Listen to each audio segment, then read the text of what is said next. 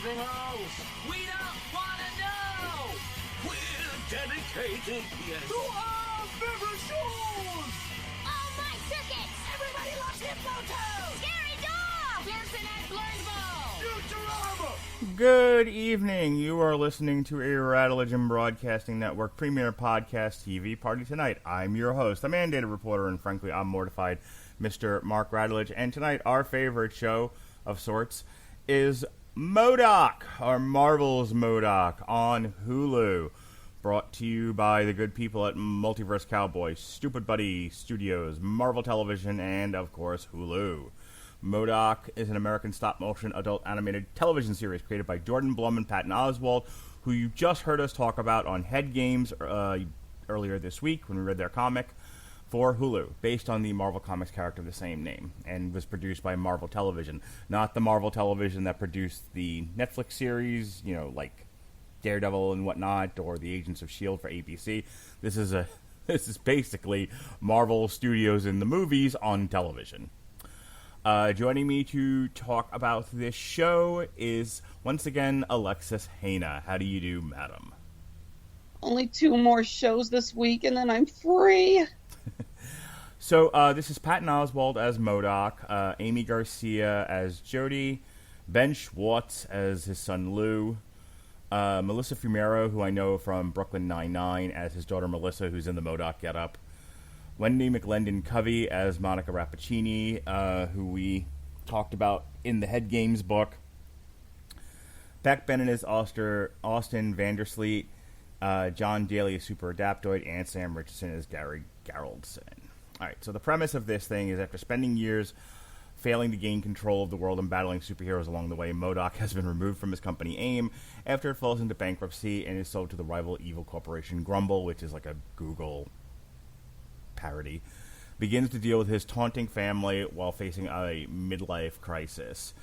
We talked a little bit, Alexis, about the M.O.D.O.K character, and you were not as familiar with him as I was, and I was only slightly more familiar with him than you were, just from having read the comics. We both liked the Patton Oswalt book, and I was hoping that this show would have more of that patented Patton Oswalt irreverent humor.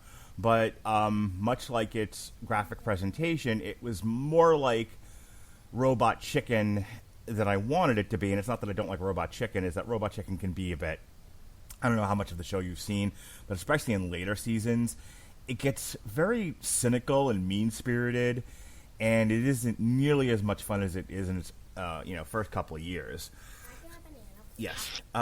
So, just kind of your thoughts on what you expected out of this, and any thoughts you might have on Robot Chicken. Robot Chicken is great in small doses. I mean, we always, people on the show it's like, why are the shows only 15 minutes long? It's like, because if it was a half an hour, everyone would hate it. Mm-hmm. And I'm just going to say it. Why is there this thing when this show, which is obviously, animated, but they film it like they're making it with a shaky cam? Mm-hmm.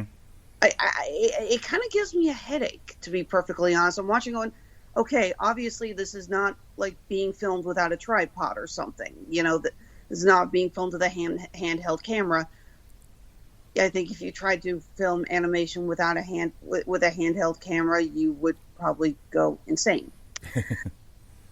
But yeah, just the constant movement of the camera and the fact that and the background shaking a little bit and everything. It's just like I don't get why they're doing this. This isn't like The Office. Mm-hmm. Obviously this style of the show isn't a mockumentary or anything. If they had done that, I think I could have understood it a little bit more. So I just couldn't get why those styles were put into this. Yeah, I'll say this, then we'll just jump right into it. Neither one of us. This is kind of like Hellstrom.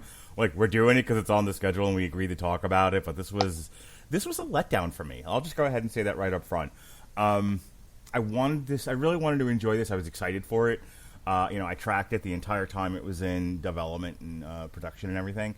And when they announced the date for it, I was like, oh, I can't wait to watch this. And then I finally did, and I was like, oh God, this was a miss. You talked about like not having any likable characters. Yeah, like the joke with M.O.D.O.K in this gets old really, really quickly, and then there's nothing else left. Like, none of the other characters are all that interesting.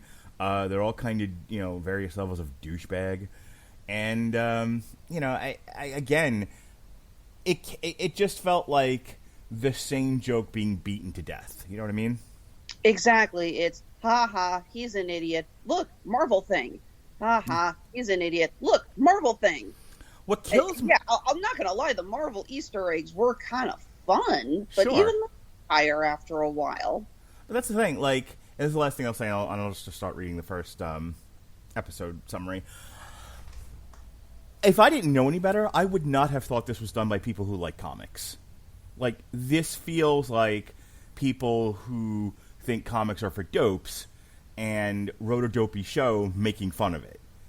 And that's what I mean. Like, it has that sort of cynical nature about it that Robot Chicken developed after a few years. And you find out it's like Patton Oswalt, who wrote a M.O.D.O.K book, who's written other comics, and wrote 2 episodes. Yeah, and it's like he was a showrunner on this. He's a lifelong. I mean, like half of his, at least a third of his comedy is about comic books and other nerd stuff.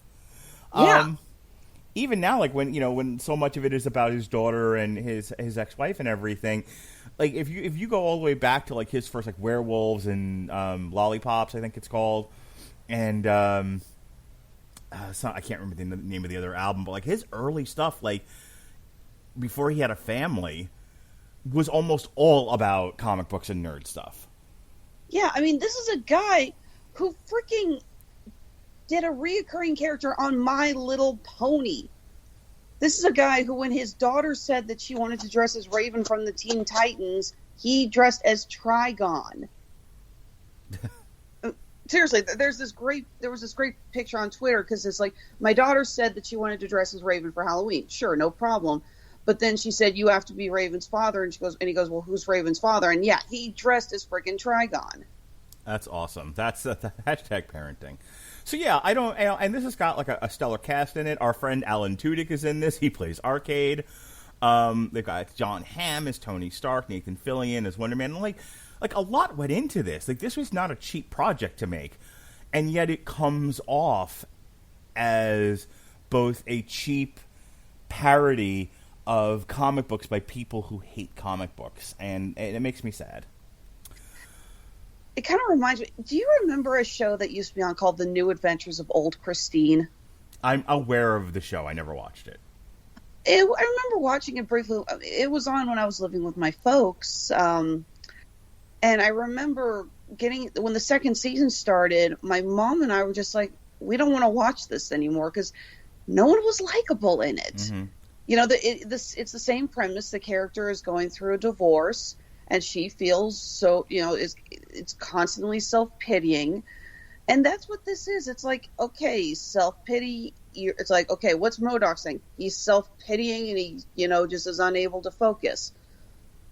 It comes across like any number of American primetime sitcoms where the dad's a shithead, and the whole joke is dad's a shithead. And so every episode is how much of a shithead dad is. And it worked with Married with Children because everybody on that show was terrible. And dad being a shithead was sort of the result of how bad his wife and kids were. But this is more like, this is from that style of comedy, of sitcom writing, where just dad's a dummy. And everything and everyone is so much smarter and so much better, and they're all just having to contend with dad's dumminess. Only dad is a Funko shaped computer.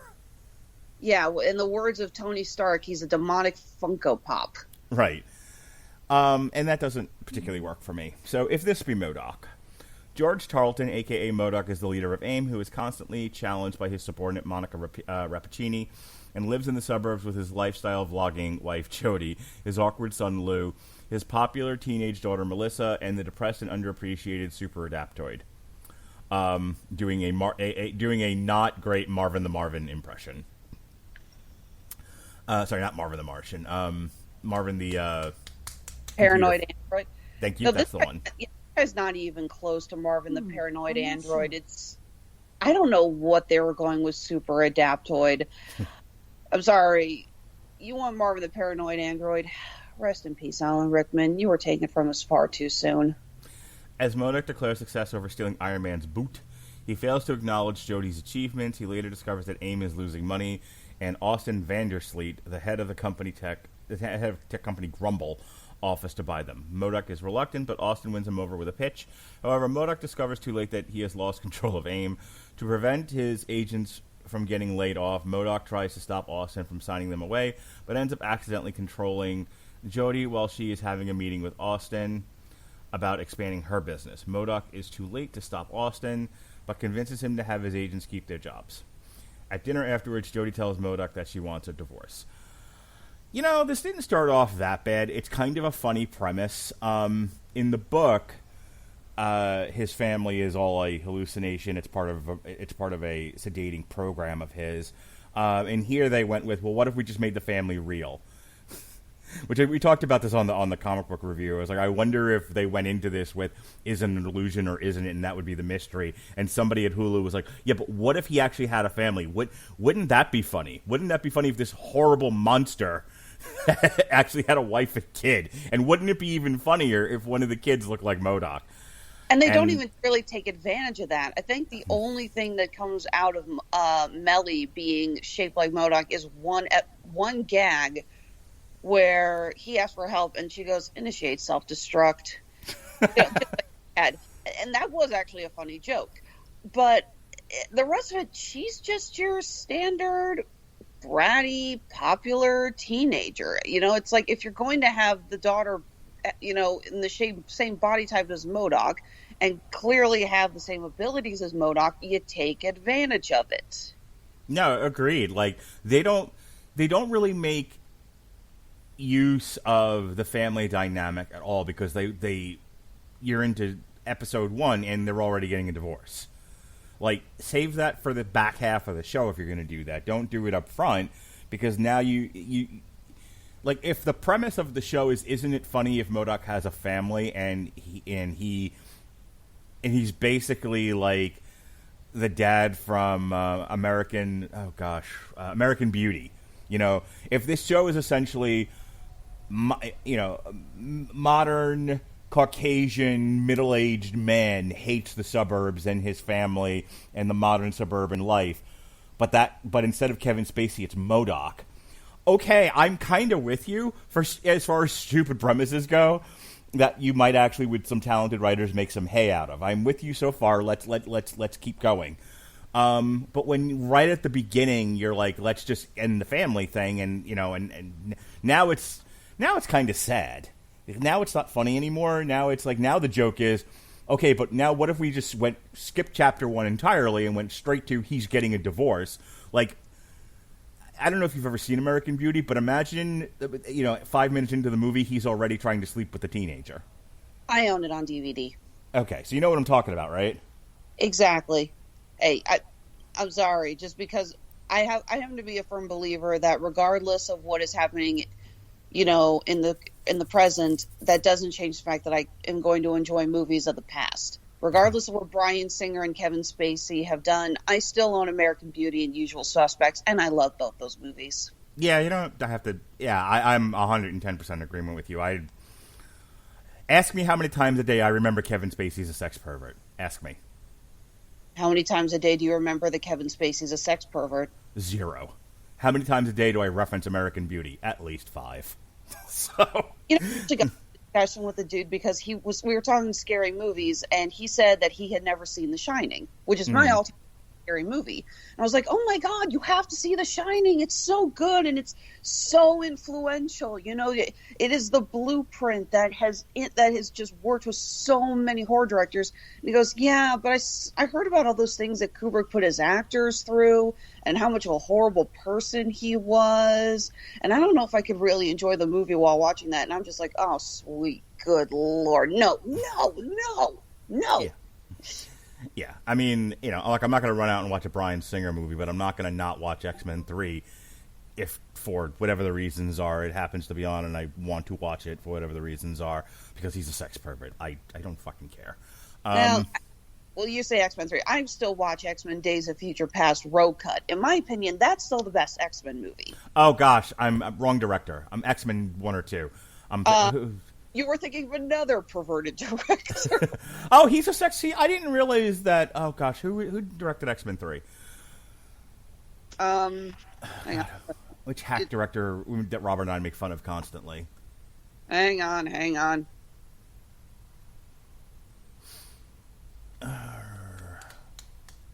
Brett Ratner. That's the sex pervert. Yeah, it's not like his movie. Thank you. It's not like his movies, like draw me to them or in any way. Like Stanley Kubrick, how do you not watch Full Metal Jacket or The Shining or Clockwork Orange? Or at the very least, sit down and watch some of his other movies just to see like what in the hell was going on with this very influential director. Mm-hmm. That other stuff doesn't play into it. All right, moving on. The M.O.D.O.K that time forgot.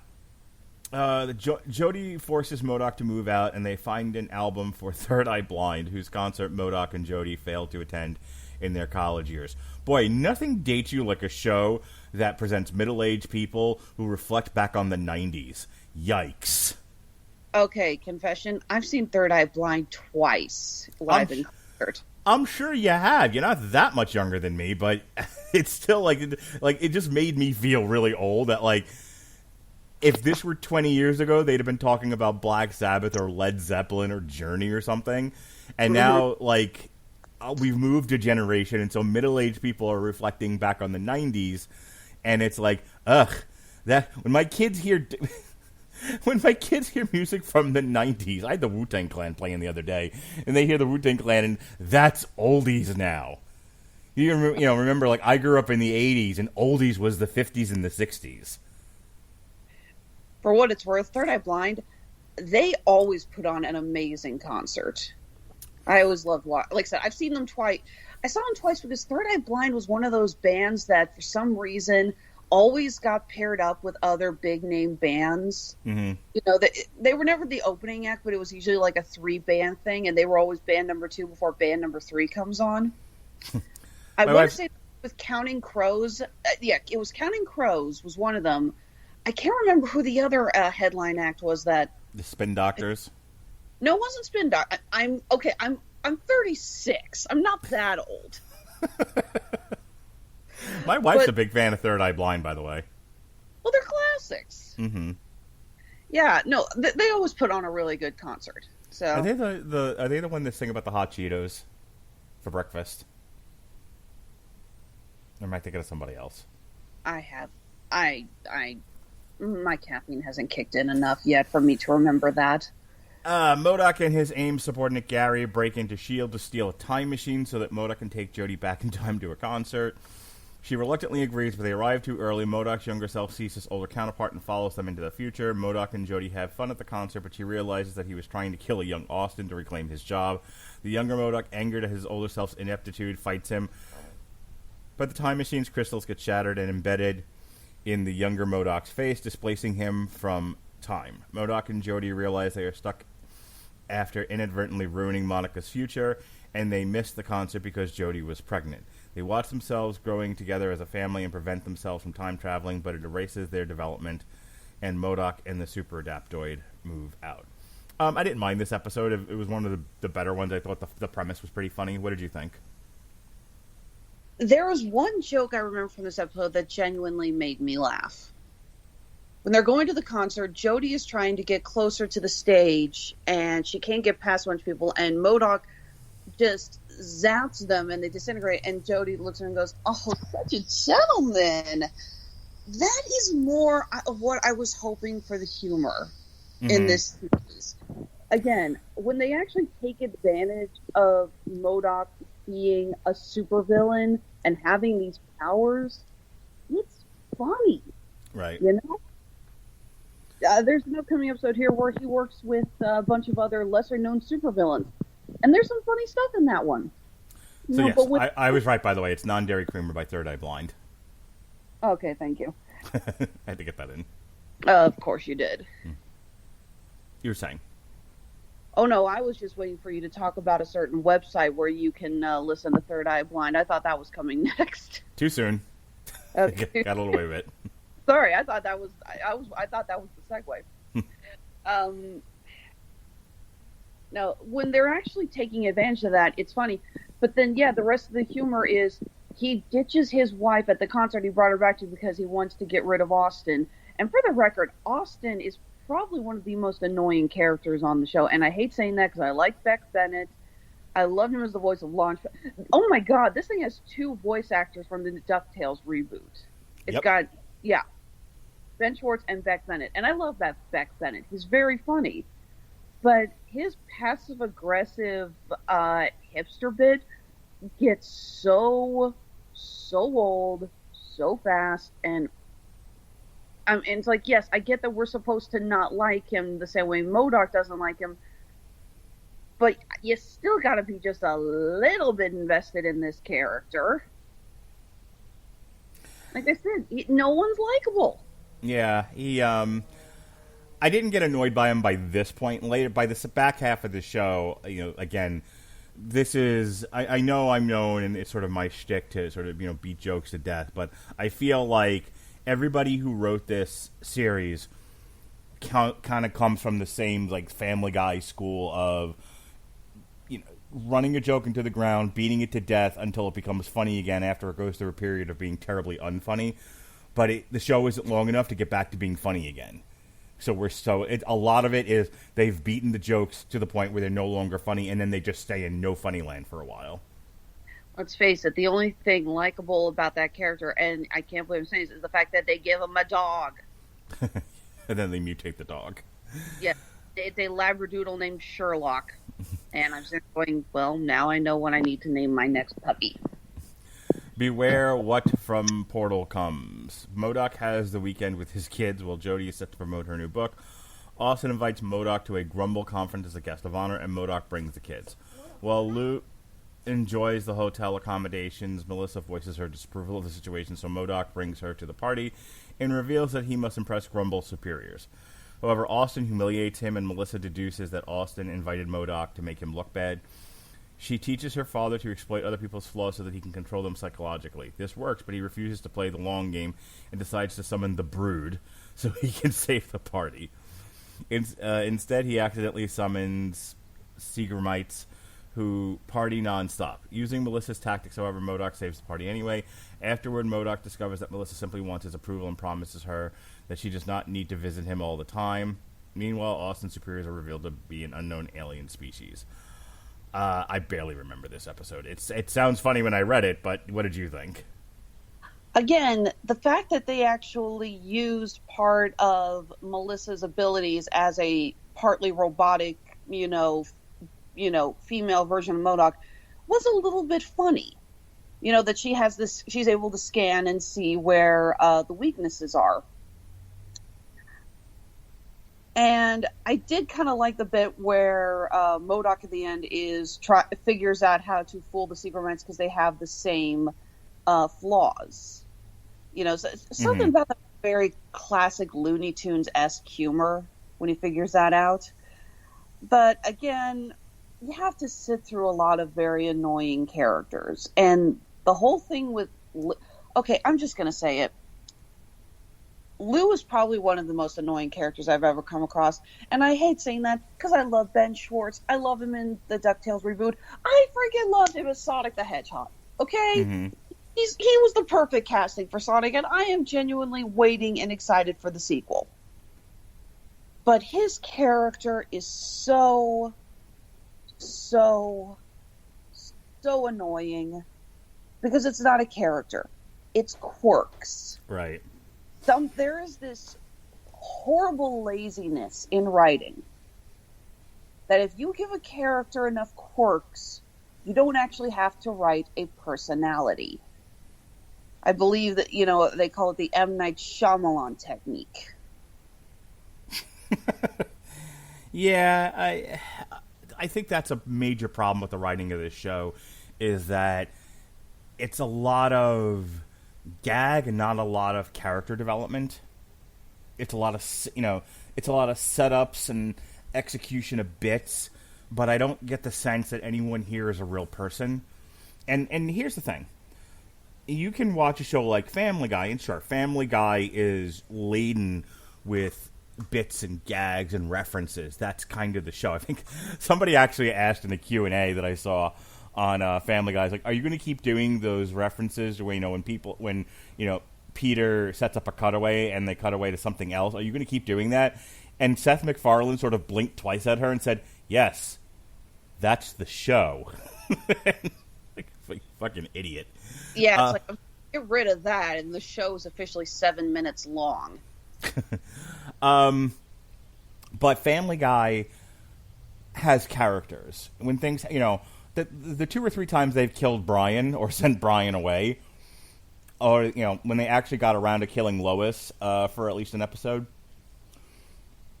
it's, the stuff stays with you. My wife and I have actually talked about that, especially the stuff with Brian. Brian, for as long as they've had the show on, has been a real character with, because something like another example would be The Simpsons, but The Simpsons and Family Guy have the same problem. They've both been on for like 20 plus years, and sometimes, they do heartfelt stuff with the characters because you're invested in them. They feel like people. You're invested in the show. Unfortunately, because they've also repeated themselves a few times. So, like, Lisa's been president 5 or 6 different times in 6 different timelines. Bart's had a couple of different bizarro futures. None of the continuity ever lines up. And, they've done the similar thing with Family Guy, where they've done Meg's gone to college 3 times. What? Yeah. What is this? It's like Meg turned 18 and has officially just stopped aging. Yeah, there's the episode where her and her father bond, which is a really nice episode, actually. And that's the one where she goes up to visit a college. Then there's another one where she goes up to either visit a college or goes to college or whatever. There's been a couple like that, and it's like never gets out of high school.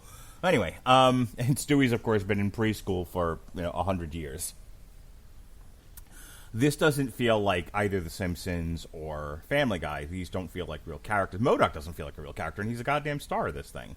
Exactly. He just feels like them making a joke about dumb dads. Yeah, and Lou just feels like them making a joke about weird kids. I mean, I could buy the whole I want to do magic at my bar mitzvah kind of a thing. Mm-hmm. Being like, well, that's a little on the weird side. But then they do all these other things about how he wants his grandmother to read his erotic poetry to the green M&M or something. Yeah, this felt like there was no editing. It was just like whatever stupid idea people had, there was no adult in the room to say stop. Yeah, exactly. The only time you actually feel like Lou actually develops a little bit of character is a later episode when he and Melissa, bond a little bit over their force. And even that is juxtaposed to jokes about how they found a weapon of MODOK's that when it hits you, you automatically feel like you're drunk. Episode 4. If Saturday be for the boys, M.O.D.O.K decides to go to a Soho bar only to discover he lost his status with the other A-list villains. The leader, Madam Mask, and Mr. Sinister challenge him to steal Captain America's shield. M.O.D.O.K goes to the bar with No Name and recruits D-list villains Armadillo, Pound Cakes, Melter, Angar the Screamer, and Tenpin, with the promise that they are stealing money. M.O.D.O.K calls upon Super Adaptoid to drive them, but they keep making various stops, and M.O.D.O.K begins to sympathize with the villains. After accidentally revealing his plan and getting Super Adaptoid stolen by teens, M.O.D.O.K makes it up to the group by buying them meatloaf, only for the Melter to die of excitement in the morning. Meanwhile, Lou posts a YouTube video of him eating 10 paydays, and Jody takes him to AIM to ask M.O.D.O.K to have the videos removed. Instead, Jody gets drunk with Monica over M.O.D.O.K, while Lou befriends Monica's daughter Carmilla. Later, Monica creates a serum that will make Lou allergic to peanuts, while Super Adaptoid is kidnapped by the younger M.O.D.O.K. This is one of the few episodes where they really take advantage of the fact they're doing this in the Marvel Universe, and it's one of the few where you can see how much love and affection they do have for Marvel Comics, and so there's a lot of gags here, and they have it's a fine episode, but the big thrill here is Easter eggs and references and just it's one of the few episodes where, like, let's just have fun with this crazy universe that we all grew up reading about, and it doesn't really amount to much more than that. Not much of a surprise. This is the only episode that Patton Oswalt is solely wrote. Yeah, not a surprise at all. Episodes were written by other guys. I love these lesser-known villains. You've seen Lego Batman, of course, right? Definitely worth a Google. All right. This scene where all the villains are coming out at the beginning, and they've tapped from not only the villains that we all know, but they start bringing in all these other villains from the early days of the comics and even the Adam West series. And it gets down to like Condiment King and Polka Dot Man and all of this. And I remember, and I took my aunt and I went to go see that movie together. And when they started going through all those, and they just went through the entire list of all those villains, I remember her looking over at me, and I gave her this side eye, and I said, "Yes, those are all canon villains," because I recognize them all. Yeah, you and I have actually talked about that. You've told that story before, and I remember I was laughing so hard. My wife and kids thought they were going to have to take me out of the theater. I couldn't breathe. I got that same thing with that from this, that we get all these other characters, and I'm just like, 10 pins? Wait, okay, that's an established Marvel villain. Okay. Angar the Screamer, okay, he's an established character. Okay. Pound Cake. I mean, Armadillo we recognize from the other Marvel book, but the rest of it's like, yeah, these are all established Marvel villains who, may or may not have been seen since the 60s. But all these characters are real, and they have appeared in one book or another. And it just killed me that they went so far deep for these random references. I mean, how many people watched this and said 10 pence? Yeah, that they just pulled that out of their ass. Like, no, there was actually a group of bad guys called the Bros, whose thing was they all juggled, and everything they juggled were weapons. So a couple of years ago, when Robert and I reviewed Luke Cage Season 2, before the great cancellation of all the Marvel Netflix shows, we were talking about a possible Luke Cage Season 3, and of course, I don't know if you know this about me enough from doing all these podcasts, but sometimes I can be a bit of a silly goose. And I started like Googling lesser known Marvel villains, and I found one that I thought was so funny. And I sent it to Robert, like, this guy should be the villain in the Luke Cage. And of course, Robert, being Robert, utterly no-sells it and calls me a dope. But that was the reaction I was looking for. And it was like disco something or other. It was a black guy, silver outfit, kind of looked like black male Dazzler. If we have a break in the show, I'll try to find it again. But it's just like, if you go back to the 70s, the 60s and 70s of Marvel Comics, there is a treasure trove of dopey villains. Hey, every now and then somebody writes an article and says, "Matter Eater Lad, yes, he was real." Episode 5. If bureaucracy be thy death. In a flashback, Monica was excited to work for M.O.D.O.K, but he took credit for her killing a major Avenger. After attending Melter's funeral, M.O.D.O.K becomes inspired to perfect his legacy at AIM by firing a black hole gun at Avengers Tower to kill Iron Man, but has to go through channels that will take 3 months. I got a good laugh out of that. Like there are moments in this, despite myself, that I laughed at, and that was one of them. But, doesn't take away from my earlier criticism. Admittedly, the chain of bureaucracy can always lead, or doesn't always, but can often lead to a pretty good joke. Meanwhile, Monica's research into humanity soldiers gets stalled as she has not taken any vacation days. M.O.D.O.K and Monica decide to team up to get her plans approved and deplete her vacation days. Their plan is successful, but Monica outs the plan to Austin, and she and M.O.D.O.K fight each other. Austin has M.O.D.O.K demoted, while Monica becomes the new scientist supreme. However, she is forced to work on Grumble of Earth project and recalls how M.O.D.O.K did believe in her work despite his behavior. As M.O.D.O.K sulks in front of Avengers Tower, Monica's new position is revealed to be part of Austin's plan on behalf of Hexus, the Living Corporation. So we're getting... even for this show, we're getting silly. But I will say this. as they were workshopping this and brainstorming, like, what was the show going to be, what were they going to be about, there was obviously a conversation about mocking corporate culture, modern corporate culture, mocking Google. That, I mean, it's a weird thing, but, like, a show can be many things, and they absolutely said, so this show about a living monster computer, yeah? Why can't it also be a parable about the suckiness of modern corporate culture? Sure, we can do that. We can do all kinds of things. It's like, okay, sort of a weird place to put your editorial criticism of Google and corporate culture, but yeah, why not? And to that point, I don't know how many people watching this show gave a shit. Like, this seems like, I hate to say it this way, because I don't want to get into, like, an argument about this sort of thing, but this definitely feels like only people with time on their hands in liberal Hollywood think this hard about this sort of thing and get this annoyed about it to the point where they feel the need to write about it in a dopey cartoon. Like, the average person is not struggling with this sort of thing that much to where this is going to resonate. I picked up on it, but I also follow these sort of trends and news stories as part of podcasting about various things. Like, the average person watching Hulu doesn't remember, Google's "Don't be evil" mantra and all that shit, or read anything about Google. I have, but most people haven't. You know what I mean? Mm-hmm. Yeah, no, again, there were a couple of funny jokes in this, but even, again, it dragged on.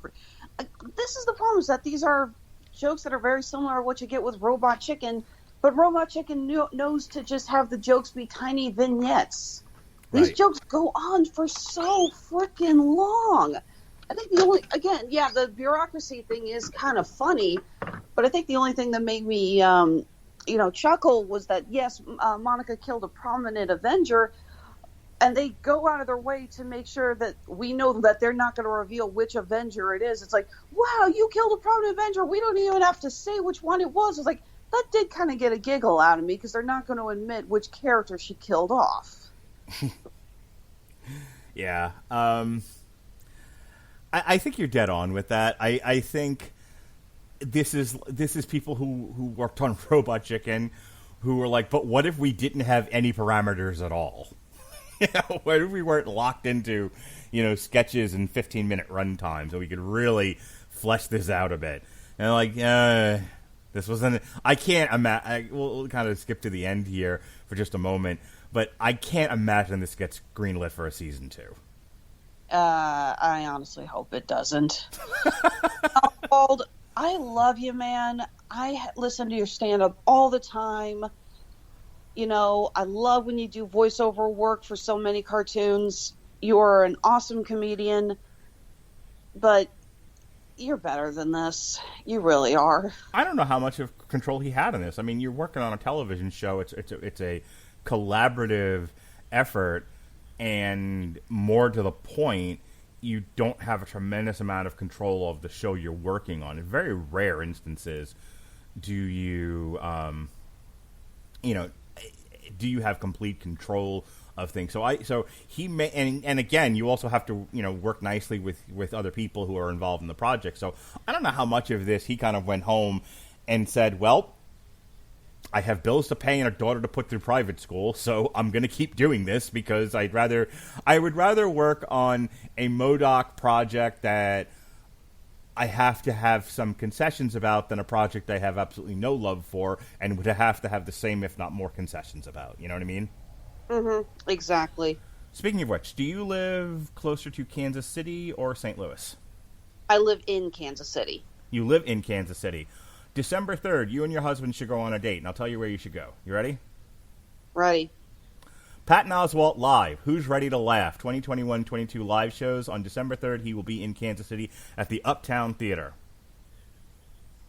That thing is going to sell out so fast. Yeah, I don't know if tickets are on sale, but he's coming to Orlando shortly after that, December 29th at the Hard Rock at Universal Studios. He'll also be at the Capitol Theater in Clearwater on December 30th. And I've already told my wife, hey, you know what makes a great Christmas gift for your husband who doesn't want, like, physical media? Patton Oswalt tickets. She was really good one year. She got me tickets to go see Jim Norton. Nice. Yeah. All right, moving on. Before we move on, let's go ahead and, you know what these writers... I haven't used this setup in a while. You know what would have helped these writers write a better script for this and would have made it more entertaining? Do you know what? I believe last time you asked me that, and I remember exactly which movie we were reviewing, and I said, yeah, I know what would have helped. Cocaine. Besides cocaine. But in this case, I think they were on too much cocaine. Grammarly's AI-powered products help people communicate more effectively. Grammarly helps you write mistake-free on Gmail, Facebook, Twitter, LinkedIn, and nearly anywhere else you write on the web without the use of cocaine. Grammarly corrects hundreds of grammar, punctuation, and spelling mistakes that you might make while on cocaine, while also catching contextual errors, improving your vocabulary, and suggesting style improvements. To download Grammarly today, go to getgrammarly.com/W2Mnetwork. Again, that's getgrammarly.com/W2Mnetwork to download Grammarly for free. No cocaine required. But certainly fun if you enjoy that sort of thing. My problem with cocaine is what it does to your nasal passage, to be honest with you. Because essentially, you're inhaling rock, just particles of essentially sand and powder and rock, and it just destroys your nose. Of course, we've all seen, like, the cocaine nosebleed, right? I mean, there are just other ways to get inebriated without destroying your nasal passages, is all I'm trying to tell you. Of course. Thank you for coming to my TED. Yeah, and now we have the more you know. Da, da, da, da. Thank you for coming to my TED Talk. Tales from the Great Bar Mitzvah War. M.O.D.O.K creates a trash portal to Asgard. I found that amusing. Like, little things like that crack me up. And accidentally kills Balder when he tosses a shredder down it. Jody has M.O.D.O.K look after Lou. While attending Lou's bar mitzvah recital, M.O.D.O.K becomes annoyed by his son performing magic and disposes his wand down the Asgard trash can. But Lou enters the trash can in after the wand. M.O.D.O.K follows, but witnesses Lou getting taken away by kobold goblins and damages his flight mechanism, forcing him to get goats to pull him. He finds his son, but the latter has become a success as a magician and kicks M.O.D.O.K out when he does not appreciate him. M.O.D.O.K teams up with some Asgardian warriors as they go to war with the goblins, until M.O.D.O.K finally admits to Lou that he wants people to like him and build a utopia so that no one can hurt him like you do. Lou uses his magic to pretend to kill M.O.D.O.K, who happily accepts his hobby. While speaking with the rabbi, M.O.D.O.K realizes that Lou pursued magic to cope with the divorce. Meanwhile, Super Adaptoid decides to work with the young M.O.D.O.K. I like this episode. I thought it was funny. I remember laughing at the goat puns. Yeah, the goat stuff was funny. Lou is an annoying character, and I feel like almost kind of a mean-spirited knock on awkward kids. But at least here, in sort of an onward environment, and the jokes about magic and him kind of getting back at his dad, and there might have even been a trace of sentiment involved here. I kind of enjoyed this one despite myself. I thought it was okay. Again, at least they're taking advantage of going to Asgard, so they're taking advantage of the Marvel scenarios again. Yeah. Episode 7, This Man, This Makeover. 1 month prior, Jodie was approached by a publisher who told her she needs to acquire fame in order for her book to become popular. Fun fact here, by the way, that publisher, that's Patton Oswalt's wife. Okay. After encountering Wonder Man, she began a relationship with him in the hopes of having him fight M.O.D.O.K and increase her publicity. After revealing her current relationship to him, M.O.D.O.K gets sent into an emotional spiral. At Gary's suggestion, M.O.D.O.K approaches Melissa to give him a makeover and attends Jodie's book party. After M.O.D.O.K provokes Wonder Man into punching him, Jodie kicks him out for the attention.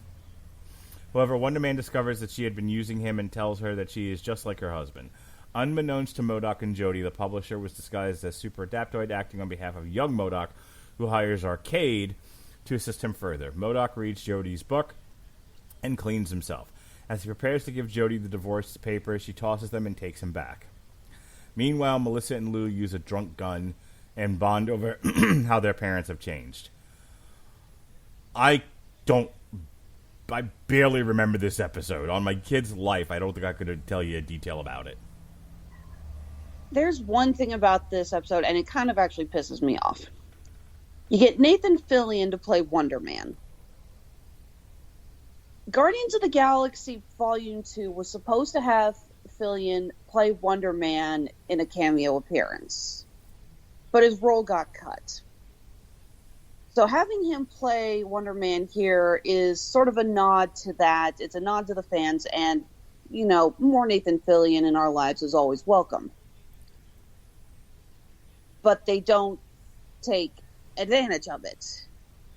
Yeah, she's dating a superhero, but nothing really and a celebrity, but nothing comes of that. And I'm starting going, you just so wasted both your opportunity to use Wonder Man and the fact that you had Nathan frickin' Fillion on your cast. Okay, I agree with you. By the way, you know, I know I've talked about this in the past, but there's been hints, especially after WandaVision, that we might be getting... there are 3 teams that everyone seems to think are going to become a thing somewhere in the Phase 5, Phase 6 era of Marvel. There's rumors, wishes, machinations about Young Avengers, rumors, wishes, and machinations about Thunderbolts, and then finally the West Coast Avengers, seeing as you've got Hawkeye, White Vision, Scarlet Witch out there. Can we please get Wonder Man in this universe? I used to love that character. Yeah, seriously. Nathan Fillion has already said he's up for it. In my West Coast Avengers pitch I did years ago, which I think is in the Blog Talk Radio archives, might actually be on YouTube as well. I think I talked about like how fun it would be to have like a Hercules and Wonder Man character as like active actors in Hollywood. Like, you know, Hercules sort of gave up being Hercules for a while because he found it much more fun and entertaining and could bet a lot more women being an actor than he could an Avenger. That sort of thing. You know, and so him and Wonder Man are like palling around and they do movies together, you know, kind of like a John Cena, Batista, you know, Dwayne Johnson kind of a thing. I just thought that would be like a fun pitch to do with them. It's like, you know, like they have superpowers, but they don't use them because they'd rather be actors. Seriously, folks, we've already lost our chance to have Fillion play Green Lantern, except in that one voiceover role in the animated movie Doom. We cannot throw away our chance to have him as Wonder Man. All right. Episode 8. Oh, we're blood thicker than robot juice.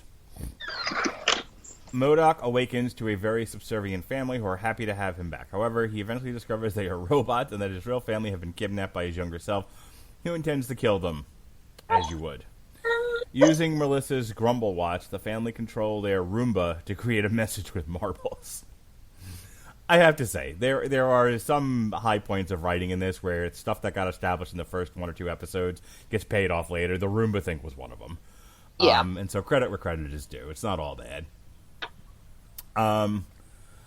While the robot Jody trips on them and smashes her face, M.O.D.O.K appears oblivious to this before revealing his own deception and destroying the robots. He locates his family, albeit paired up with more identical robots, before everyone learns that they are in Arcade's murder world, who forces them to fight for their real family members. The family manage to get the real M.O.D.O.K, Jody, and Melissa, but leave 2 Lous. I got a kick out of that, actually. Young M.O.D.O.K disavows Arcade's plans, but leaves in anger and damages M.O.D.O.K. Angered, Jody rips M.O.D.O.K in half, and Melissa uses the circuitry to fix M.O.D.O.K. Following this, the family, the extra Lou, and a reset Super Adaptoid go to dinner.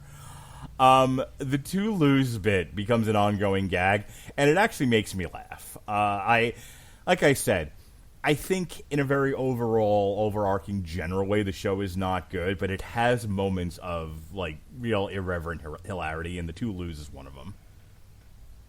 A little bit. I do love the gag where you think that, at first it's annoying when you think that M.O.D.O.K is just so oblivious, but then it reveals that he was playing along the whole time, and a very, very welcome reference to the original Total Recall. Yeah, that was funny. I got a kick out of that. Mm-hmm. The whole bit where they're fighting their families and they are absolutely going crazy playing on that joke about, shoot him, he's the real one. Like, it is definitely one of those moments in the show where the people writing it have obviously consumed, like we do, a lot of media and are very much aware of the tropes and had fun with those tropes. And that is, I wish there just had been more of that in the show. Unfortunately, there just isn't. It's a lot of other stuff I didn't love. But when the writers of this, when the showrunners are sort of allowed to be themselves, I think the show gets pretty funny and works pretty well. And of course, thank you, Alan Tudyk. You are a national treasure. You can do no wrong. What menace doth the mailman deliver? I love these titles. M.O.D.O.K decides to become the perfect employee at AIM by becoming a mailman. However, everyone is confused by his behavior, with M.O.D.O.K believing that he is plotting to remove her as a scientist supreme and becoming paranoid. Hexus tells Austin to move up the launch of the Grome, a smart device to commence their invasion more quickly. When Austin learns that they plan to kill his dog Sherlock, he tries to stall the device's completion, but M.O.D.O.K reveals that he can fix the flaws and is assigned to it. Gary believes that Austin is to blame for M.O.D.O.K's behavior and plots to kill him. Monica's paranoia worsens and she accidentally fuses Austin with Sherlock. Poor dog. Though she later undoes this. After completing the device, M.O.D.O.K unexpectedly meets with Iron Man and has him buy his and Monica's AIM shares. Iron Man buys the company, thwarting Hexus, while Gary kills Austin, appreciating her work.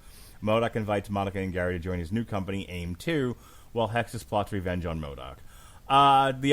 The one thing that jumps out at me in this, other than when M.O.D.O.K stopped being M.O.D.O.K and was just nicely and quietly doing his work, I kind of preferred that version of M.O.D.O.K. I don't know why.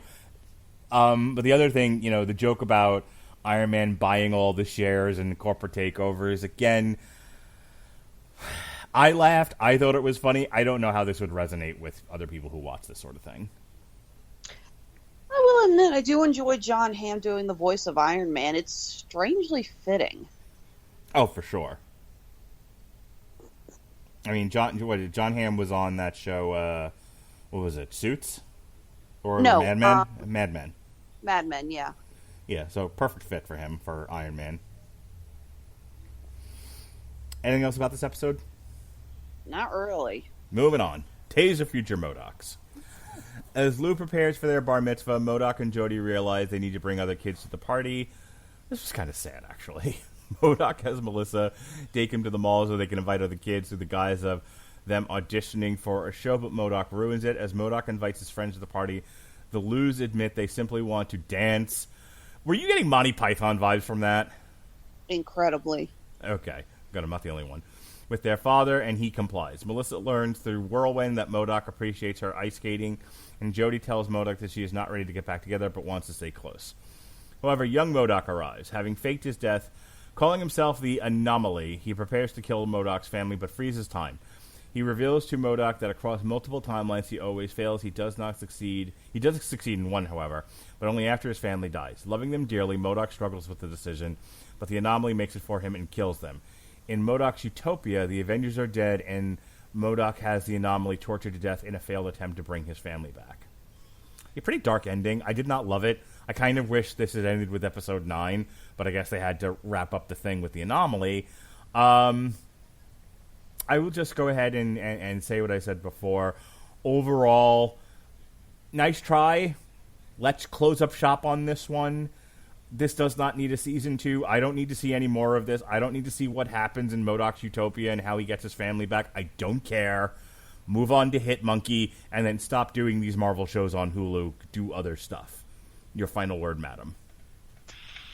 I fell asleep during this final episode. It's good. You and I are having fun here. I fall asleep through the first half of things. You fall asleep through the second half. And together we make one complete review. and 1 complete nap. Yep.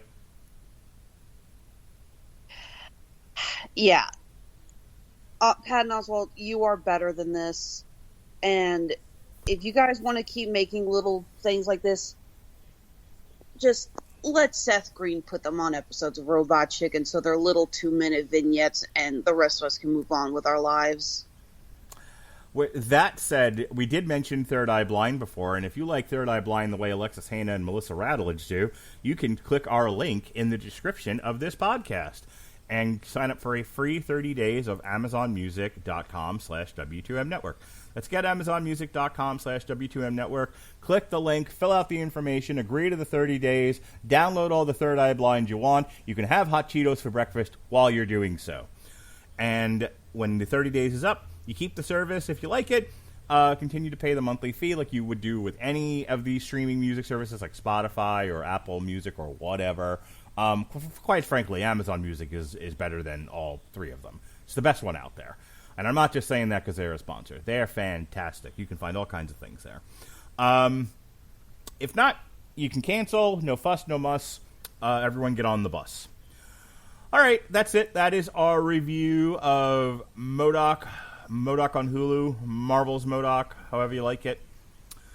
Tonight, theoretically, we are doing a commentary for Ready Player One. Yesterday was a very busy day. We had an interview with Glenn Miller, the director of the Zombies trilogy. He works in part for The Asylum.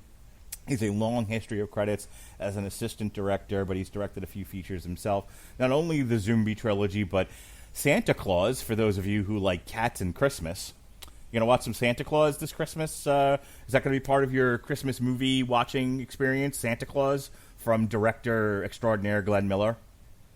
Oh, absolutely. I'm so excited. I don't know if you've listened to the interview yet, but when I mentioned to him that was going to be our Christmas review this year, Christmas movie review, he said, yeah, we don't talk about Santa Claus. So I picked a good one. Santa Claus, Santa Jaws, anything that rhymes. That's what we're doing. So check out that interview. Jason and I had a good time talking to Glenn. Glenn seemed to have a good time talking to us. Then myself and Alexis Hejna reviewed, speaking of Patton Oswalt, him and Jordan Blum, their Marvel comic 4-part series, Head Games. And then Alexis Hejna again joined the podcast with myself and Andrew Graham to talk all things Catholicism and a little bit of the Lucifer television show. So that was a fun review. Unfortunately, David Wright could not make this one. And hey, this time my Skype worked and I could be heard. So, take the good with the bad. Tomorrow, Alexis Hejna and I are going to review Loki, the God Who Fell to Earth, just in time for Loki to debut, the first episode to debut on Disney+. Hearing some pretty good reviews about it so far. We'll see. They say this is the best one yet, but who knows? They also said WandaVision was really, really good, and you all heard that review. So we'll see what happens. In the evening time, in between time, Robert Winfrey is coming on the Metal Hammer of Doom to talk Simpson-inspired stoner rock band from Australia, Dr. Colossus. Here we go. I'm a stupid moron with an ugly face and a big butt, and my butt smells, and I like to kiss my own butt is the name of the album, which just came out. So hear us review that. We'll have a good time. And then Alexis Hejna and Sean Comer and I will do a comic strip. As soon as I'm done watching Dynamite Kid on Dark Side of the Ring, we'll be reviewing The Judas Contract. And then Friday, we'll have a re-airing our Flashback Friday episode of Dawn of the Planet of the Apes. Myself and Alexis Hejna and Sean Comer, again, we'll be reviewing DC Pride #1, as this is Pride Month all month long. And then Pat Mullen, who is not Alexis Hejna or Sean Comer, will come on TV Party tonight to discuss the first half of Season 3 of Dark Side of the Ring.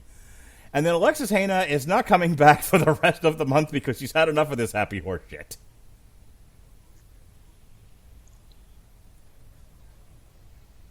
Well, that's not true. You'll be back for on June 17th to review In the Heights, right? Yes. But, yeah, the whole 4 or 5 reviews a week thing, I kind of need to put my foot down about that. Overbooked you a bit. You Actually, bleeded me dry, Mark. You bleeded me dry. yeah. For the rest of the month, you'll only be on once a week. I got you on next week, just once for In the Heights. The following week, just once for Luca, and then the following week, just once for Batman: The Long Halloween. Unless you're coming on to discuss Fast 9, which I don't think you are. God, no. So right. So back to just once a week. You can wipe the sweat from your brow now, and you can also do your plugs. Good, because frankly, if I got to pull another all-nighter, either reading comics or watching TV shows just to discuss them on the show, I think I'm going to go insane. You're going to walk into the woods to live deliberately. I am, very much so.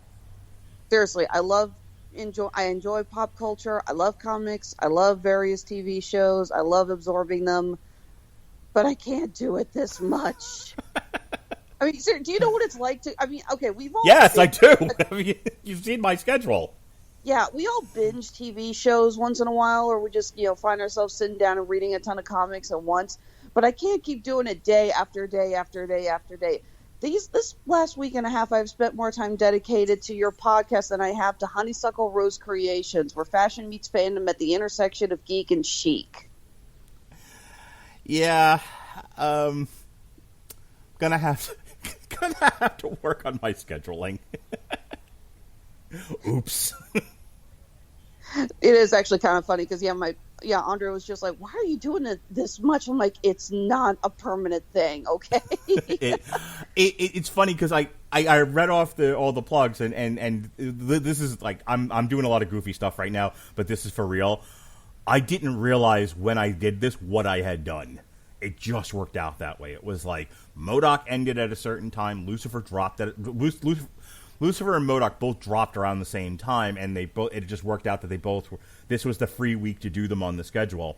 The Loki thing was also this week, and then it was like, well, I didn't have anything for Thursday, so I'm like, oh, okay. I know that the Judas contract was a wish list thing, so we'll do that. And it didn't even occur to me until we started doing it. And I sent you the schedule. I'm like, oh shit, you're like on every day this week. Oops. Oh well.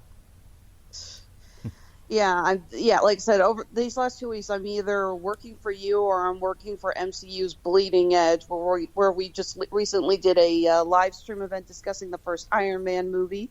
Had a lot of fun working with them, and a handful of those guests will also be appearing on the next episode of Tripped Up Trivia, which we will be recording here before too long.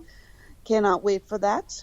Are you jumping on another show? I know I guess they're doing the MCU's Bleeding Edge with Jeff Sloboda, who will actually be on my show, June 25th. We're going to talk the Netflix movie Awake when I get back from seeing Fast 9 with my kids. But I think the way his show's working is they're going in order of timeline for each of the Marvel movies, and so they started with Captain America, then they did Captain Marvel, and now they're up to, they've done Iron Man. I think the next one they're doing is Hulk. I'm going to be on that one whenever they decide to do it. What's the next one you're jumping on? Not 100% certain, actually. Jeff has also said that in addition to covering MCU movies, they also want to start covering all of the animated DC films, which I'm going to be on. I was going to say, at which point you started typing up a resignation letter to me and said, yeah, I'm not, I work for him now. No, I have told Jeff multiple times that I've already sold my soul to you and realized I'm getting crap out of that, but yeah, no, you have first dibs on my blood. Congratulations. That's cool. I know that you and I have talked about doing a lot of the animated stuff, and I would like to in the future. I really want to do the New Frontier at some point. But I'm waiting on you to figure out which ones you want to do. But the whole point of me even bringing that up is I know that there was like a handful that you were like, oh, when are we going to talk about this? When are we going to talk about this? And it's like, we already did it, or we already did the book. So I'm glad there's another avenue, another opportunity for you to discuss those things, since we've either done them or we don't always have time to do them. So. Yeah, how dare you talk about all those awesome comic books before you even knew I existed. I know, right? Time travel, it's a thing. All right, and with that, let's go ahead and wrap this up. Did you got all your plugs in? I want to make sure I didn't cut you off. Honeysuckle Rose Creations. Our shops are fully stocked on Etsy and Handmade at Amazon. Follow us on Facebook, Instagram, and Twitter. Those in the Midwest, be sure to come out to KC Crypticon in July. We're going to have our table there. It's our first show in over a year. We're so excited to be going back on the road. Woo-hoo. All right, that's it. That's our review of Marvel's M.O.D.O.K. on Hulu. For Alexis, Hejna, I'm Mark Radulich. Be well, be safe, and behave.